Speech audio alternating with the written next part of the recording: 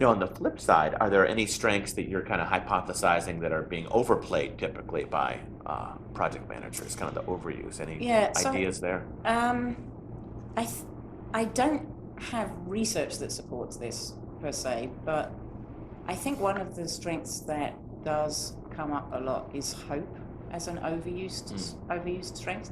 Initially, my findings showed that hope was one of those strengths that was an outlier on the other side, that we had more hope than, in fact, we still to a certain degree, we seem to have more hope than the average person. Kind of And the hope to keep a project alive, keep things yes, going, seeing the future. yeah, Uh-huh. and again with that hopeful perspective of, yeah, we'll get there, we'll make this work, and then potentially the lack of perspective of not being able to say, well, how realistic is that, and are we taking the actions to actually make the outcome happen? Let's talk about signature strengths. So maybe let's start with your signature strengths. So what are, you don't have to go through all of your signature strengths, your highest strengths, but what are one or two or three that you think are most important for your project manager work when you're really Okay. there as that project manager? What are you really needing to bring forth So strongly? I think appreciation of beauty and excellence, that really helps with strength spotting, because I'm tending Okay. to look out for that excellence. So that, and I think what goes with that is the willingness to express it. Now, I have gratitude fairly high as well, but I think appreciation of beauty and excellence, you want to tell people, you want to say, oh my goodness, I just saw this in you, or I saw this great performance, or this great piece of art. So I think that is really helpful. Fairness, is a big, very important strength of mine. Yeah, how does that play out as a project manager?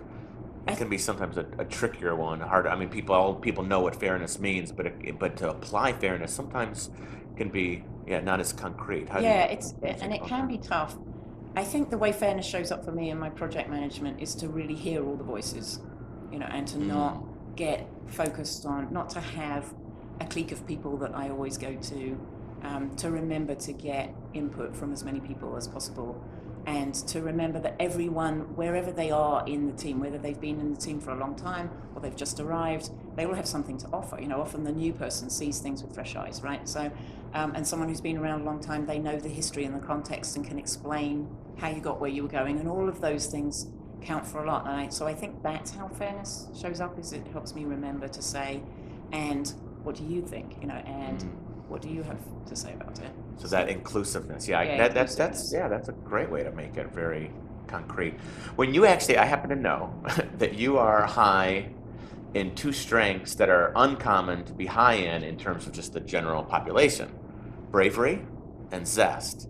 So, and I know that you're bringing those forth a lot in your life, and as we've interacted and collaborated on things. So I'm curious how you bring bravery and Zest. zest into project management. So bravery has come up quite often in both having the tough conversations with people on a team, because Oh it's not yeah, all sunshine and roses, yeah. right? So sometimes I've had to sit down with people and say, "Oh, there's something we need to tackle here," and that's extremely uncomfortable for me, because I don't want to have to do it, and Mm. it's natural, but bravery will get me through that. Bravery, Sorry to interrupt. I yeah, mean, so do you kind of mentally then say to yourself, I'm uncomfortable with this, but I know as a project manager I need to challenge this. And so like, what are the yeah. brave thoughts? Like, how do you do it then? Like, So the way I do it, and I actually think it's a combination of bravery and mindfulness, hmm, is I will literally do that. I will sit there okay. and say, this is uncomfortable. I'll acknowledge that it is uncomfortable. My father always used to say, get comfortable with being uncomfortable. That was his Hmm, motto. And so I remember that just because it's uncomfortable doesn't mean it's something I should avoid doing. And then I really try to focus on what it will feel like on the other side. hmm, Because typically I feel that bravery is something you appreciate in retrospect. It feels really okay. icky at the time. And then afterwards you look back and go, ow, I did that. Hmm, So I focus on, when we've had the conversation, my hope and expectation is that things will improve. Whatever it is that's difficult will get resolved, or there'll be at least a positive move, and that will feel good. hmm, So to hmm, remember that I'm going through this uncomfortable spot and putting someone else in an uncomfortable position hmm. with good motives, and a positive intent. That's I would have not thought about this till this moment, but that's actually a research-based strategy for boosting bravery. That you're doing is thinking about the outcomes of the act, or thinking why it might be good or morally good, or why it's going to be helpful for myself or others or whatever. And yeah, so that's great. You're using a research-based strategy. Now, what about Zest? Zest. Yeah. That is the way I've used that in my project management is to lighten up the day. I guess some people would say there's maybe a bit of humor, but I worked with one team. I've worked with lots of teams that faced a lot of challenges, but I did work with one team that taught me a lot about troubled projects, basically, a team that's really not having a great time. And I started doing random things. It was bravery and zest together, actually. Okay. I started doing random things like standing up in the middle of the day and saying, okay, pop quiz, and I would throw a question out there. Or I would draw something on a whiteboard and ask people to solve a puzzle. Now, to stand up and do that, I would just be, wanting to crawl on the floor somewhere or whatever. But I would do it with this energy and this zestiness that people just couldn't sort of ignore me, basically. They would have to do it. And one person actually said, all right, I will do your brain teaser just to shut you up, basically, because they knew I would keep going until someone answered the question.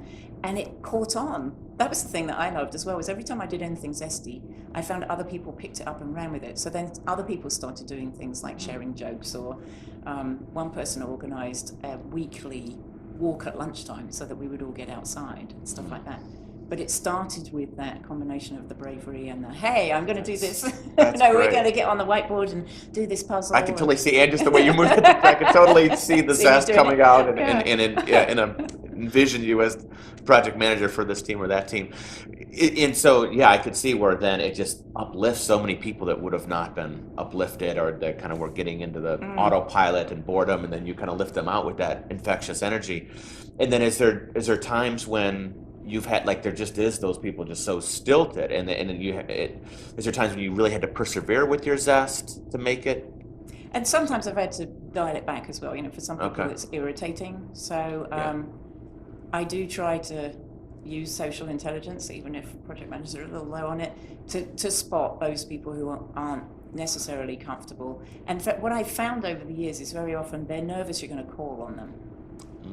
So if I acknowledge to them that there's no obligation, I'm not in those circumstances. And obviously, if we're in a design meeting or something and they're a designer, I expect them to say something. But for those purposes of just doing team engagement and everything,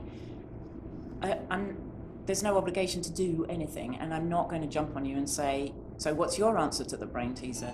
And mostly that's taken care of it. So they'll still be kind of reserved, and they won't necessarily be the ones that jump up with enthusiasm and join in. But as long as I'm not actually irritating them or getting under their skin, that's okay. It's like those people you see in when you talk. I mean, you often speak in front of audiences, and the biggest eye opener for me was when I was speaking in front of an audience, and there were 3 or 4 people that looked at me so coldly that I felt as though I was just not connecting with these people at all. It was just, and of course, all I could do was focus on them. There's all these other people engaged and answering questions and asking questions and all of that. These 4 people were my focus of attention. And all 4 of them after the talk emailed me and said, that was really great, can I find out more about it? And it really helped me with my teams to recognize that some people are very internal and contemplative when they're getting new information or experiencing something, that not everyone expresses it like I do. They're not going to be zesty about it. And I'm setting myself up for disappointment if I expect everyone to be zesty in their response. That's a great point, yeah. So you're like perking up their minds, but they're keeping themselves, whereas others might get contagious and start moving and get excited as well. Yeah. And sometimes those people who respond right away, it's fleeting. They like it in the moment. They don't give it another thought. And those other people are the ones who come back and say, well, what can we do with this? Or how can I take this further? Or I want to learn more about something. And they're actually the ones who are more invested in it in the end. So. Yeah.